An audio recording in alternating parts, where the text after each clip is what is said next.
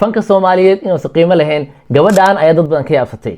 fanka 15 sano ka hor ay soo gashay laakiin dadku ma is ogeen 6 sano ka hor ay arkay muuqaalkeeda hees ayaa u qaraxday heestaasoo 6 milyan iyo bar ay daawadeen. heestaas ay dadku yaqaaneen marka live ay soo gashay TikTok waxaana isforjeynay fanaankan Cumar Barbara wuxuu ku yiri fanka hal hees ayaa ku qaraxday markaas wuxuu ku tiri isdaji aniga fanka 15 sano ka hor soo galay adoo fanka xataa aqoonin hees TikTok heysata si weyn maalmihii ugu dambeeyay looga dhageysanay fanaanka Qoomaal ayaa la soo qaaday hees 15 sano ka hor gabdhaha idilka xushay xalaal iyo aroos qarni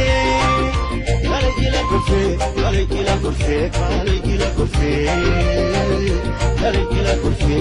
wa afagayshi milyan caadina ku tartay qurban talabi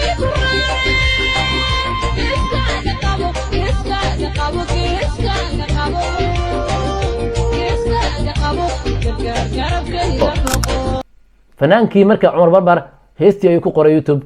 heesta muusigeedii markuu maqlay ayuu wuxuu yiri heesta caanka ah miya qaaday ha ay ku tiri heesta codkeeda markuu maqlana wuxuu yiri anigu waa iga badisay Qoomaalka weyn oo Ingiriiska joogay wallahi heesta 6 intee joogtay heestan caanka ah ku jirtaa wallahi billahi ana qaab way ga badis abu fankan wallahi inta magaco aan ku soo galay oo aan ka cararay hadane oo aan ka cararay ma cadadna wala xisaaban gabadhan marka fanka